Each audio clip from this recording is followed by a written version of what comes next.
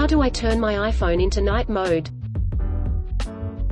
Go to Settings. The second way to turn on dark mode with the iOS 13 update is to do it directly from your settings. Go to Settings, tap Display and Brightness, and then select Light Mode or Dark Mode. How do I make my iPhone messages black? To turn on this feature, tap the Settings icon on the home screen. Tap General and then scroll down and tap Accessibility. In the Accessibility dialog, tap the white on black on/off button to turn on this feature. The colors on the screen reverse.